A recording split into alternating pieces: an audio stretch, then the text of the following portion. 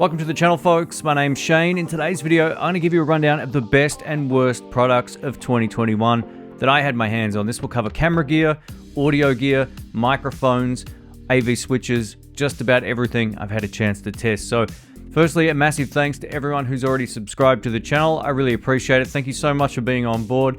This is kind of like my side project channel, and I really enjoy doing this, and I plan on doing far more in 2022. So thank you for all the support. I'm going to timestamp each of the sections of this video in the description below. There'll also be some affiliate links through if you want to check out any of these products down in the description as well. But we're going to kick this off talking a little bit about the camera gear aspect, because this is my new obsession. I love camera gear, and I've had a chance to test, own, and purchase quite a number of things this year, so I thought I'd share that with you. The first camera I'm going to put on this list in the best of 2021 for me personally is the Sony FX3. Man, oh man, what a great camera. It has its limitations and restrictions compared to what I'm used to shooting with Panasonic, but overall the image quality is beautiful. The form factor takes a little bit of time getting used to, but once you get your hands on it and you use it, it's a really great camera. I'm not sure if I've seen better autofocus on any camera than the FX3. It's beautiful. Supposedly the Sony A1 has the next level of autofocus, but this works so well that I'm using it through the entirety of this video. Another thing I love about this is it does 4K at 120 frames per second, or 100 if you're in the PAL region. So the Sony FX3 is awesome. Now, I'm not just a guy who sits at a desk talking about camera gear. I've actually put this to use. I shot a short film with it using a combination of lenses, the 55mm Zeiss. Beautiful lens combination for the Sony FX3. It's just a great lens. I also have the 35mm f1.8 that I'm shooting this video with right now. It's a really great lens, especially because it has minimal focus breathing, and the Sony G Master 24mm f1.4. I have a couple of other lenses as well, but they're basically the lenses I shot the short film with, and the low light performance on the Sony FX3 is beautiful while maintaining great autofocus. It's really interesting using a Sony camera after using Panasonic for so long. I feel like Panasonic are more aimed at professionals, where Sony, as professional as it may be for some applications, it's more of a run and gun autofocus camera. You just hit record and the camera does the rest. So it's a very different user experience. I found the same thing with the Sony A7C. I didn't love the user experience. The touchscreen is not very good, and it's also very hard to see out on a bright sunny day, and the EVF is terrible. But the Sony FX3 is basically one of the best filmmaking tools you can get if you're relying on autofocus, or if you hand the camera off to someone who's never used one before, you'll still get great results. Paired that, of course, with the in-body image stabilization in the FX3, it's really quite great. The only downside to the FX3, no viewfinder, so you have to make sure you can live with that. And of course, it's expensive, which might not be everybody's cup of tea. It was really expensive. It was the most money I ever paid for a camera. I ended up selling a few just to help cover the cost, but overall, I'm really impressed with the image quality. While the Sony FX3 has beautiful picture quality, it's up there as the best when it comes to video quality, it definitely has a few flaws that don't make it very cinema.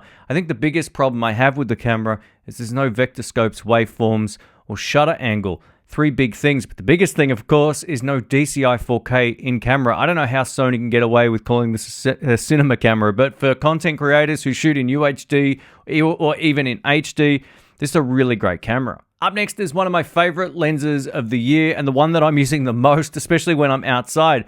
I actually purchased the Sony G Master, as I mentioned, but I've come to love the 24-105 zoom lens. This is a constant f4 aperture, so not the fastest lens in the world, but for shooting outdoors, it's awesome. I shoot in aperture priority mode a lot because I don't want to deal with ND filters and all that kind of thing. And paired with either the Sony FX3 or the A7C, it's the perfect aperture at f4. You can still use aperture priority mode even on a bright sunny day without the shutter speed being too crazy. What I really love about this is it also supports optical image stabilization. So it feels great in the hand, and if you want that extra stability, you can click that on and it works in conjunction with the camera to give you more stable results. So while this might not be the coolest lens going around online, I love it. It's the only lens I'm going to take on a potential holiday I'm going to book very, very soon, because that zoom reach is awesome. 24-105, it's about all you'll ever need. Unless, of course, you want to go to 120. But either way, it's really cool and I highly recommend it. Up next, I'm going to talk about a camera that underwhelmed me when I first got it, but I didn't really give it a chance. And since then, I've now purchased two more. So I have three of these cameras and I use them in my other studio. This is the Panasonic S5. Now, coming from Micro Four Thirds and a GH5 and a GH5S, I didn't think there would be that much of a difference in image quality, performance, and all that kind of stuff. But after using it extensively now, I've come to realize just how great the Panasonic S5 is. Now, there's a lot of hype when it comes to the Sony a7 IV. It's basically the same as the Panasonic S5, but with great autofocus. But for folks who don't need great autofocus, who use manual focus locked off on a shot like this, for example, the Panasonic S5 makes a whole lot of sense. Now, it has some of the stuff that people don't love. It has 4K 60 crop and all of that, but overall, man, image quality paired with the Sony S series of prime lenses, it's fantastic. And the autofocus is actually better than people give it credit for. It's far better than all of the other GH cameras I've owned. So the Panasonic S5, just as a run and gun tool, is really great, and it's grown on me a lot. It grew on me so much that I actually prefer using them now over my original GH5. This kind of ties into the next thing I'm adding to this list, the Panasonic S series prime lenses. These are phenomenal, and the image quality paired with the S5 is every bit as good as the Sony FX3, with, of course, the Panasonic S5 doesn't shoot 4K 120 frames per second, and you do get that 4K 60 crop. But just in terms of image quality, it's indistinguishable from the Sony FX3 at a third of the price. So for people doing locked off tripod shots, man, the Panasonic S5 is absolutely beautiful. Or if you want to use the IBIS feature, the handheld bit is every bit as good as the Sony, and vice versa. So I think side by side, I actually prefer the color science of the Panasonic, but the Sony has that S-Cine tone, so that looks good. But anyway, when it comes to these lenses, they're awesome. I've got the 24, the 35, the 50, and the 85. The 50 and the 85 blew me away when it came to image quality. The autofocus on them was far better than I thought. Even though the minimum focusing distance isn't too great, the image quality speaks for itself, and I just think it looks beautiful. The one I'm using most of the time in a studio shot like this would be the Panasonic 35mm f1.8. These are fast lenses. You get great low light results. They feel good in the hand, and they're all balanced exactly the same. The weight does vary slightly, but if you're using any type of gimbal, you can throw them on, take them out, and you won't have to rebalance everything after every shot if you choose to change lenses. Another thing I love about that APS-C crop mode, which is something that I thought was a huge hindrance, is the fact that you can put a 24 on and switch it up to basically a 35, or put a 35 on and switch it up to basically a 50. So it gives you the ability to take one lens and get two different focal lengths. Overall, very functional. These lenses completely have changed the L mount for me personally, which is why now I have 3 Panasonic S5s. It sounds crazy, but I do a lot of multi-camera shoots. I just think the image quality is every bit as good as this, especially in the modes that are very comparable, except you do get DCI 4K and many other modes. So for me, the Panasonic is a more fun camera to use than the Sony, but the Sony's great if you just want to run and gun. The image quality out of the S5 paired with these lenses is definitely worth checking out. If you missed my review, I'll link it up in the cards. We're going to add one more Panasonic camera to the list. This is the Panasonic Lumix GH5 Mark II. I purchased this quite some time ago. I got it right when it came out, and then the wind blew it over and I smashed off the selfie screen. I waited a while to get it fixed, but it's fixed, and I've been using it a lot. I was half on the fence about moving it on because I still prefer the image quality out of the GH5S. It's a far better look out of that camera than the GH5 Mark II. But the GH5 Mark II pairs very favorably with the color science and overall look with the S5. So in that regard, they're both great. There's a couple of things about the GH5 Mark II that I really love. The first thing is the IBIS. It's got 5.5 stops of stabilization, so you can vlog with it and it looks amazing. The handheld shots you can get with it look great, and it doesn't lock in the same way with the IS boost that the original GH5 did. So it feels better anytime you're doing handheld work. There's two main downsides with the GH5 Mark II over the GH5S or the original GH5. One of which is there's no manual focus to touch to focus on the screen. So when you're in manual focus mode, you can generally just touch and slide your finger on the screen and it'll grab focus wherever you let go of the screen. The GH5 Mark II doesn't have that, nor does the S5. It's a thing I'd love to see Panasonic bring back because I think most people prefer shooting like that. And Cine D and Cine V are almost unusable now on the GH5 Mark II. You get this weird metallic blue look to your lips and nose, and it just does some really weird things compared to all the other color modes. But overall, all the rest of the color modes and the image quality look great on the GH5 Mark II. There's just something's up seriously with Cine D. I hope there's a firmware upgrade addressing it because you look sick if you use Cine D. It might be great for horror movies or something, but yeah, not so great if you just want a natural looking profile. So stick to natural. I actually like portrait mode. I think the standard also look great. You do get Vlog L, so you can grade the footage as well. So the GH5 Mark II is a powerhouse. It has all the 10-bit modes that you had on the GH5 and more. So overall, it is an upgrade and things just respond a little bit faster. You get all the new autofocus modes. So GH5 Mark II is a great professional camera, great for handheld stuff, and that's where I choose to use it the most. The last thing to love about the GH5 before we move on to the next item is live streaming capability. I did a full walkthrough on how to do that over Wi-Fi. I'll link that down below in case you want to see that video, but you can stream directly to YouTube or Facebook or any RTMP, RTMPS service just by setting it up once, going live via the camera, and as long as you're on Wi-Fi. So it's pretty cool. There's not a whole lot of other cameras that have that kind of functionality, and they now support LAN support with a dongle. You can plug a USB-C to Ethernet dongle directly into the camera. You've got to make sure you buy the right one, and then you can live stream over Ethernet. Pretty wild. The next camera I'm putting on this list is the Fujifilm X-T4. This was a fantastic camera. It's every bit as good as the Panasonic GH5, almost, but you get better image quality on the most part. That APS-C size sensor looks beautiful, and it has some of the best slow motion I've ever seen in 1080p. It really is something special. It looks beautiful. The in-camera color profiles look great straight out of camera, and you can get some really cinematic looks depending on which color profile you use. Part of me is still kind of on the fence about whether to buy one of these, but the thing is, once you start getting other brands, you've got to get other lenses, and it all adds up, especially if you love the camera system. So if I do get an X-T4, odds are I'll get a fairly fast zoom, and I'll be done, and I won't be buying anything else. Hopefully. We'll see about that anyway. But the Fuji X-T4 is a highly underrated camera. It has decent autofocus, not as good as Sony or Canon, but it's still very, very good. Another thing to love about the X-T4 is the IBIS. If you're doing any type of handheld work, it looks fantastic. It also pairs very favorably with a gimbal thanks to its convenient and sort of small size of the camera. So that's great. You get good battery life.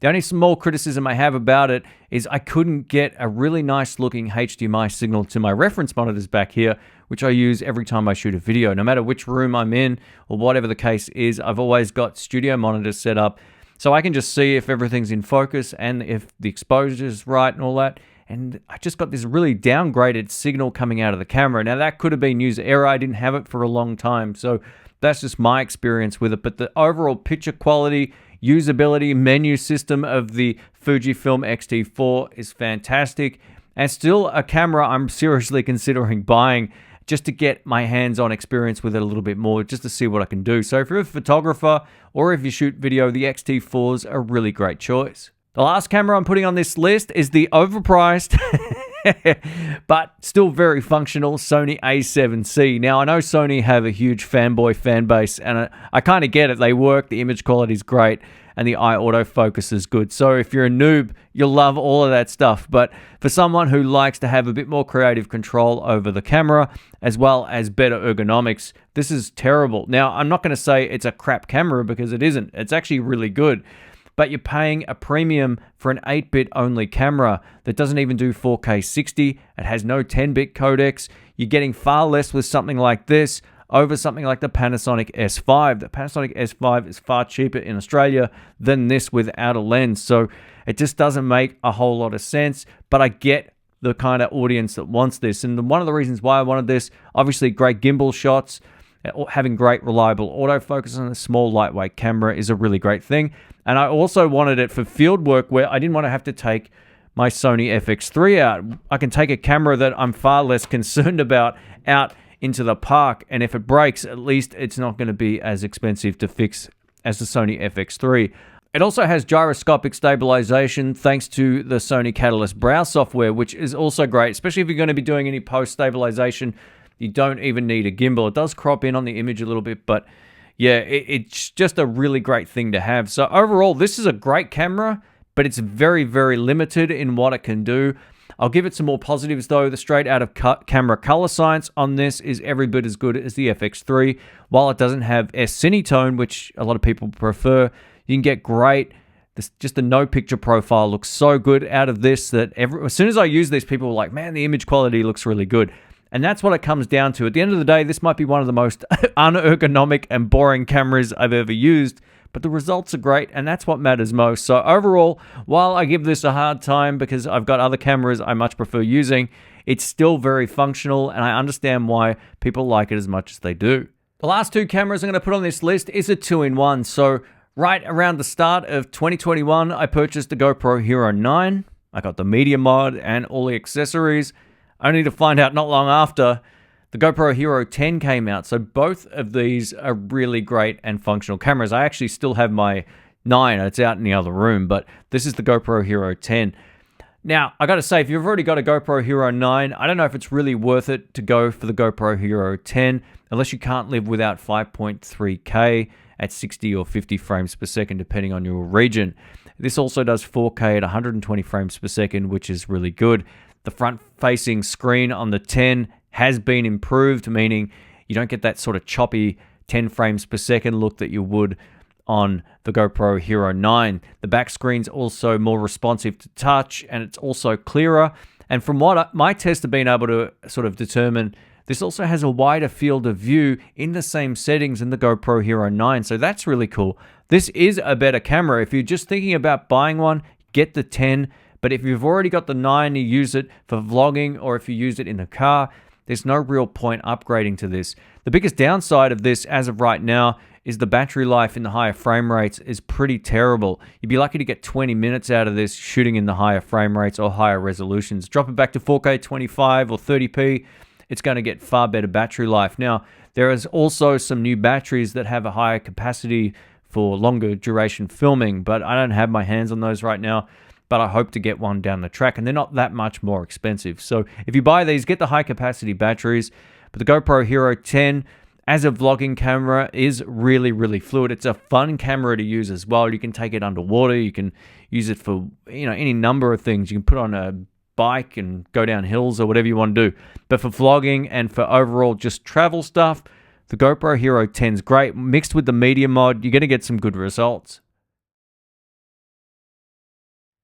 Up next, I'm going to talk about the best live streaming solutions of 2021. The first one, without question, is the YOLO Box Pro. This was a huge upgrade over the original YOLO Box, but the original YOLO Box was great because it was the first of its type to give you a dedicated tablet-style device that would allow you then to stream to multiple platforms at the same time.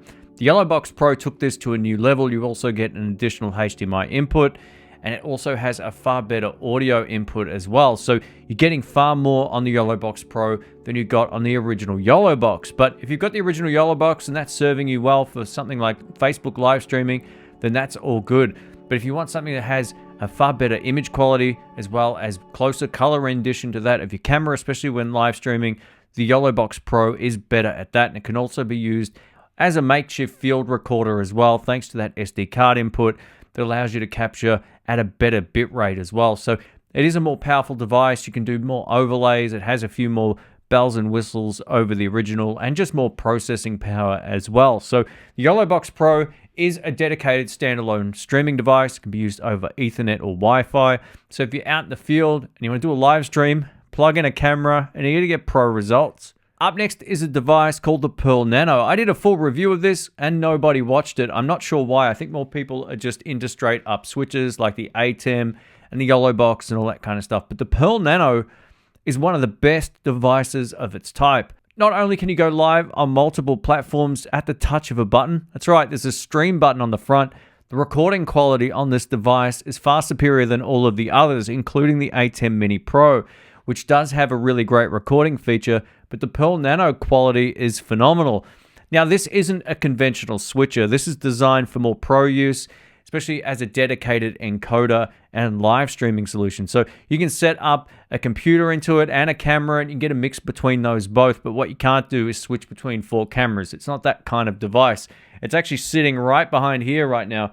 This thing has become my main recording device anytime I'm doing reaction videos on another channel. So it's at the touch of a button, I can record. It records to an internal SD card. I can then go to my editing suite on my other computer, download all the files from the Pearl Nano directly onto a hard drive on another computer. It's Ethernet based, so everything that it does over the network which is killer. You can't just take the SD card out and plop it in the computer. It's not that kind of device. You just leave the SD card in there, or you can fit in an actual internal hard drive in this. And with a software or firmware upgrade, it can record and stream up to 4K, which is pretty wild. But I've just got the 1080p standard one on here, and the recording quality is phenomenal. This is one of those devices not a lot of people know about. For RTMP streaming, or RTMPS, or secure SRT streaming, the Pearl Nano is awesome, and it's completely changed my workflow, especially in this room for doing reaction videos. The third live switcher I'm going to put on this list is the AV Matrix HSV0402U. Hopefully I've got that right. If I didn't, I'll leave it on screen somewhere. One of the best things about the AV Matrix is it can handle multiple channels of audio, and you can decide which ones you do or don't want mixed into the program out. So for example, if you've got, say, 2 cameras hooked into it or 3 and a video game console, you can just take the video game console, set the volume level accordingly just by using the controls on the unit, as well as your voice audio. That's really cool. If you're going from an external audio source like the Rodecaster Pro and you plug into the big connectors on the back, you can then offset that audio so it matches up with the sync of when you're talking, which is a big flaw of a lot of units. They don't allow you to do that. That's one of my big criticisms of the Yellow Box Pro. They still haven't given us sort of like an offset audio sync, even though it's very, very close. I think still some people would prefer to have some manual control. So as an all-in-one device with lots of great audio features and being able to control everything via the touch buttons and controls on the unit itself, the AV Matrix is on the list. One of the best switches I've ever used. Let's talk about the best audio products of 2021. On Boxing Day last year, I purchased a Rodecaster Pro. So technically I got that last year, but it was so close to the end of the year and I never reviewed it, right? Which still might happen at some point, but I like to use stuff for a while before I do a review. The worst kind of reviews are the folks that just unbox something and do a review.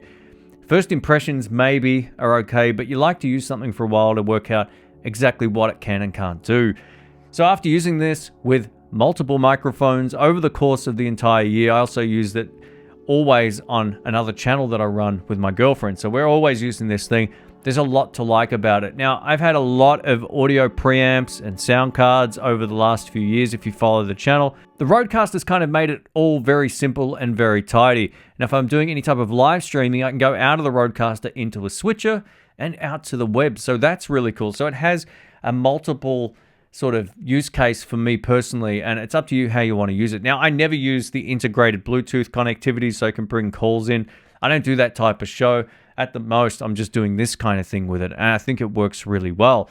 Now, when it comes to dynamic microphones, I still think having a Dynamite, SE Dynamite, is a really good thing. There's one thing I've noticed. If you're talking about using dynamic mics like the Shure SM7B, the Rode Procaster, and the Rode Pod mic with this, there's something that just doesn't sound as good with the preamp internally cranked, which is where something like this comes in. This just goes in between the microphone and the cable, or the cable and the device. I actually just plug these generally into the back of the Rodecaster here, and it will work to boost the overall level of the microphone. So I've got 2 of these for any time I'm doing a podcast in here, and there's 2 of us with dynamic microphones.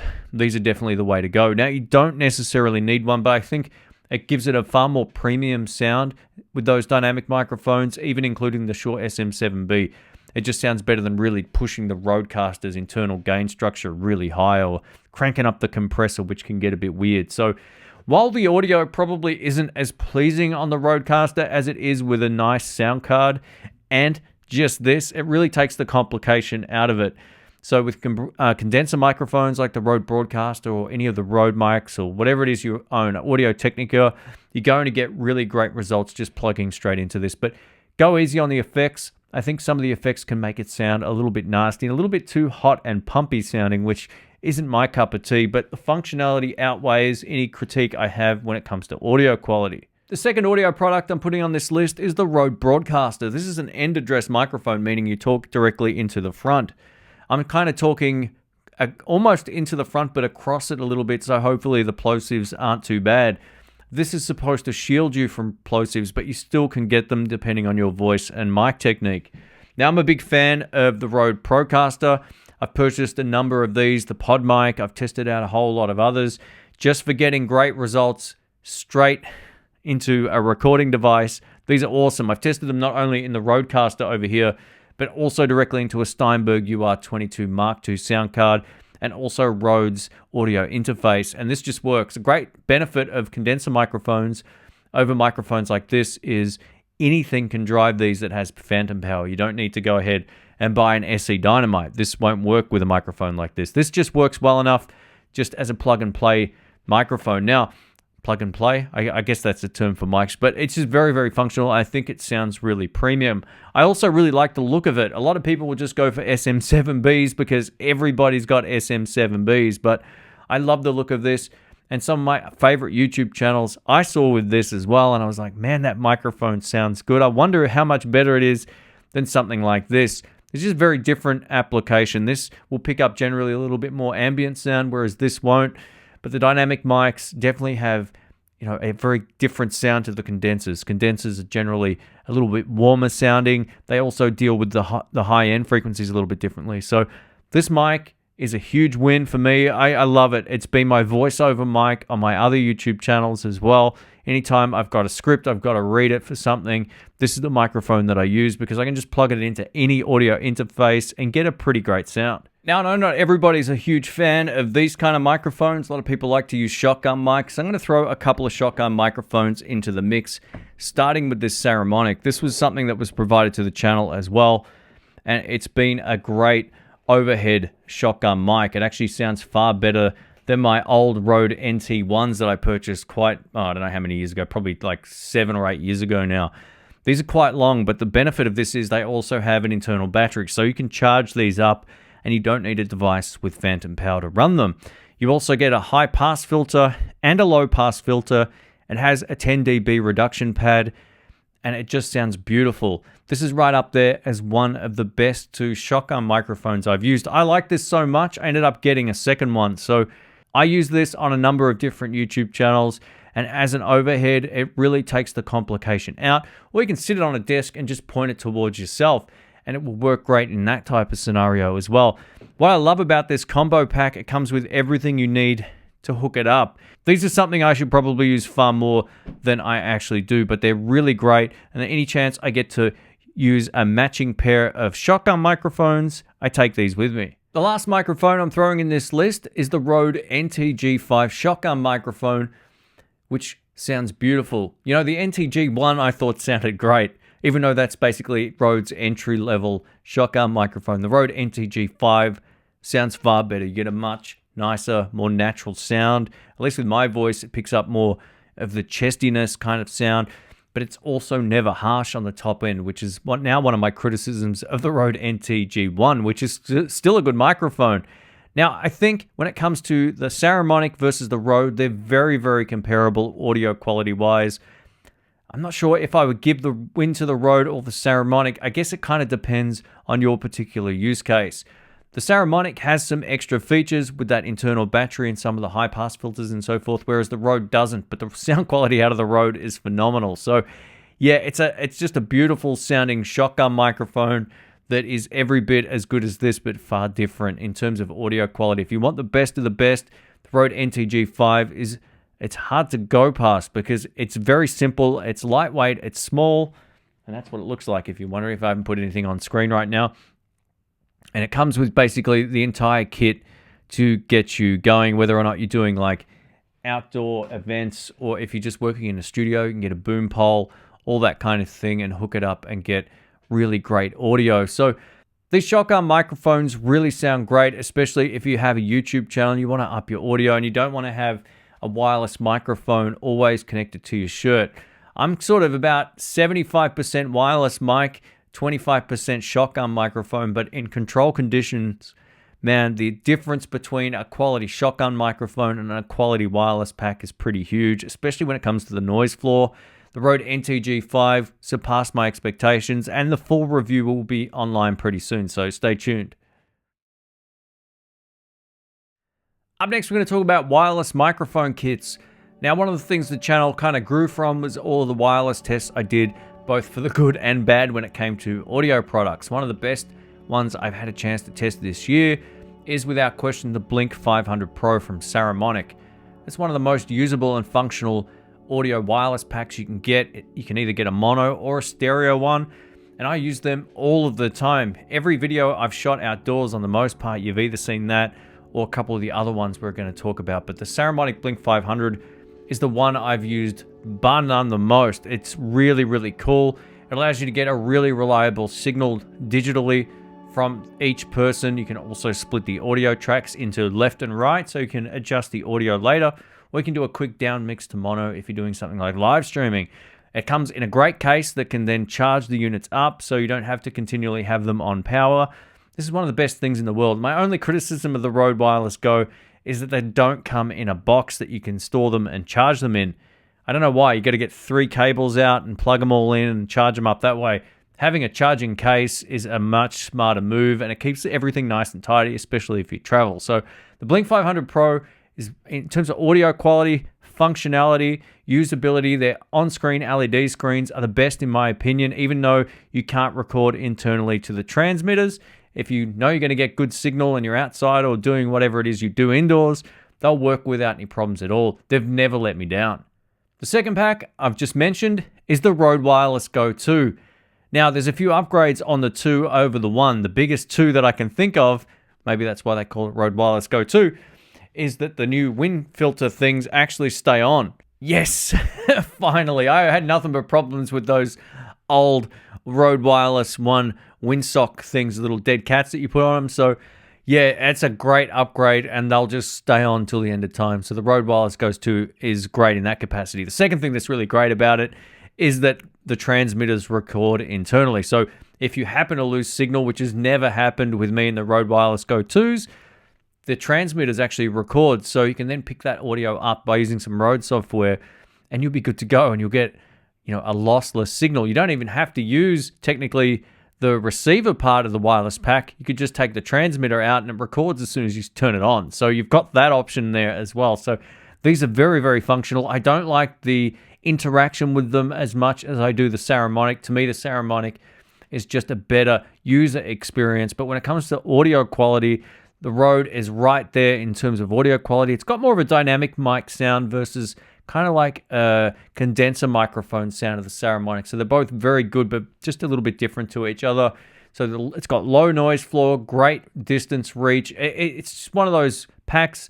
This is why Rode's popular. Everyone uses them because they're reliable, they sound good, and they come with a whole lot of features. And the Rode Wireless Go 2 is an upgrade over the original, especially now you can also incorporate 2 transmitters to 1 receiver. While I've tested lots of other great packs this year, one of the packs that really stood out to me was the Synco G2A2 wireless pack. This is kind of the same as the Rode Wireless Go and the Saramonic Blink 500, but without the recording capability. One of the things that really stood out to me about this pack was it was the best at distance outdoors over any of the packs. So this meant that I could get further away from the camera and actually do a circle, like turn around away and break line of sight, and it would still work on the most part. So the Synco A2 G2 has some of the nicest audio quality paired with maybe the most reliable outdoor transmission. The only downside to this pack realistically is they have a slightly higher noise floor than the Rode and the Saramonic, but their distance is far better overall, at least in my testing anyway. Now, the only other small critique is there's no charging case. So like the Rode Wireless Go 2, you have to plug in 3 USB-C cables to get them to charge, or a single one to 3, but it's just a little bit more effort and you have to not lose cables. The charging case is the way to go. So the Blink 500 probably gets the win there in my book, just straight up convenience, but the Synco G2A2 is a really great unit. If you're looking for something different that still performs extremely well, give it a look. I'll leave links below. In 2021, I had a good chance to test out some different types of lights. First being the Ulanzi LED magnetic lights. These are so good. You can change this to any number of colors. They've got different flashing modes. You can get lightning effects, faulty bulb effects, party mode where it will cycle through all types of LED modes. These things are awesome, and it's a real simple way of making your set look a little bit better if you do a YouTube channel, or if you just want some cool lights for a short film, you can get these with it. Now, I've used these on a short film. The lightning effect looked fantastic, mixed with an Inostro LED light that I own. I used these and I really created a great mood. So for $30, these might be the best lights you can get. They also come with a little USB cable so you can charge them up. But, you know, value for money, functionality, all that stuff, they're just great, and they'll stick to any magnetic surface. Or you can kind of stack them up on top of each other. Another benefit too, like the one that I've got behind me on this stand back here, on this lighting stand, they also come with a thread so you can screw them directly into a tripod or whatever it is you want to screw them into. So yeah, magnetic lights. Who knew? They're awesome. Go check them out. Up next is the brightest light I've ever had a chance to check out, which was a recent video. This was the Colbor CL100 light. Good Lord, this thing was bright. I took it out the back and it completely lit up the trees. The possums in the trees and whatever animals were out the back were going crazy. So I have no hesitations recommending this light over something like a softbox if you need a high intensity, very focused light. These lights are so bright that if you've ever used the softbox and you have them coming towards you, you can face this the exact opposite direction, bounce the light off the wall and get the same type of effect. That's how bright they are. And not only that, they have a lot of different modes. So if you're doing any type of filmmaking, you can really get some great results, or you can use them as a spotlight, which is one of the benefits of these type of technologies. Now, when I shot the video, I looked up the price and I thought, oh, it's maybe more expensive than I thought it would be, but you're getting a lot out of it. And compared to some of the Godox lights that are very similar, you're getting a really high performance video light.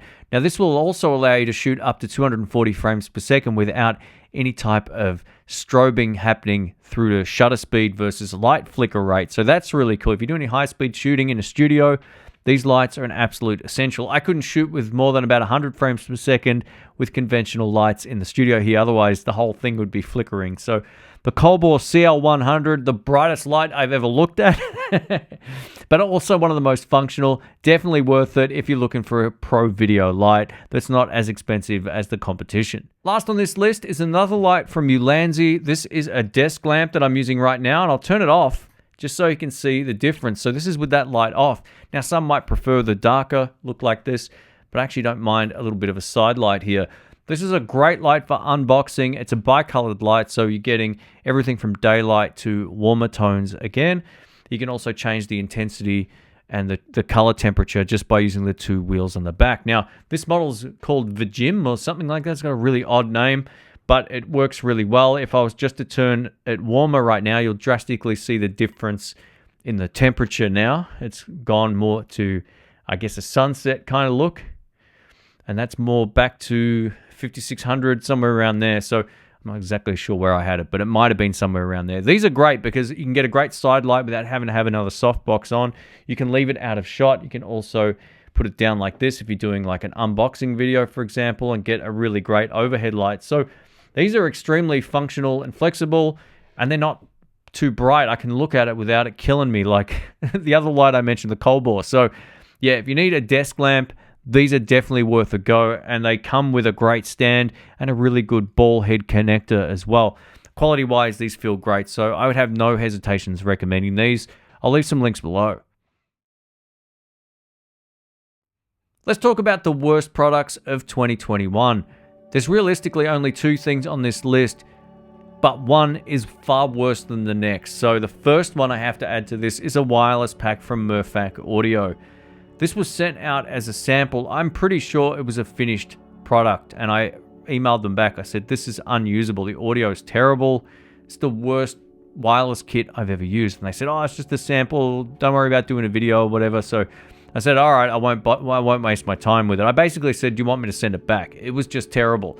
In hindsight, maybe I should have done that review anyway, but sometimes when you get something and it's so bad, it doesn't feel like it's worth your time making a video just to bash something. So I kind of thought I'd save it up if I did an end of year wrap up. So that's what I've done now. So in theory, this wireless pack should have been far better than it was, but it wasn't. The audio was just horrendous. So if you see the Murphac Audio brand around, just make sure you don't buy the entry-level wireless pack. Yeah, it's just terrible. Stay far, far away. The last item I'm adding to the worst of 2021 is the Kamika VD Live 10 wireless pack. Again, another wireless pack that was too far substandard for my needs when it came to audio quality. Now, these are an entry-level price, but the onboard microphones that they come with are awful. And I made that very clear in the video. I compared it up against the Saramonic, and the Saramonic sounded like it was worth 1,000 times more money, and it isn't. So the VD Live 10 in theory is pretty flexible when it comes to what it can do. It comes with a USB-C port directly on the receiver, which allows you to connect it directly to a computer and use that as an audio source for recording, Zoom, or anything else that you choose to use like Skype. But at the end of the day, the audio quality wasn't very good. Now, Geeky are great. I actually own one of their higher-end wireless packs, and it's phenomenal. The audio quality is great. They're very reliable. I would have no hesitations recommending those and some of their on-camera microphones, which also sound fantastic. So I was a little shocked that these didn't sound as good as they did, and I gave that feedback in the video. While this isn't bad for a beginner, and if it's all you can afford, go for it, but I would strongly urge you to go for something like the Synco A2 G2 pack. It's just got much better audio. Everything about it's better, and you don't have to worry about the onboard microphone sounding fizzy. Even with an external microphone, they just didn't sound great. I think one of the biggest reasons for this is there's some sort of noise cancelling technology built into the Geeky pack, which just doesn't work properly. You can hear it almost trying to like gate out some of the audio. I don't know exactly what's going on there, but it just doesn't sound great. So get any other pack over the Murphac. And the Geeky VD Live can work, but it's definitely not as good as other options. Thanks for watching, folks. My name's Shane. This wraps up my best and worst of 2021 when it comes to audio and video gear. I hope this video has been fun or helpful. If you did enjoy it, please leave a thumbs up. Links to all this stuff will be in the description as well. Those links help support the channel at no extra cost to you. I plan on ramping up this channel in 2022, so stay tuned. I have more camera and audio stuff to do. You're going to see more microphone stuff coming up as well next year. I kind of felt like I overdosed on it a bit, so I started focusing on other stuff. But if you're a big fan of the audio, hang in there. There'll be more coming up. Thanks again for watching. Have a great new year. Catch you soon. See ya.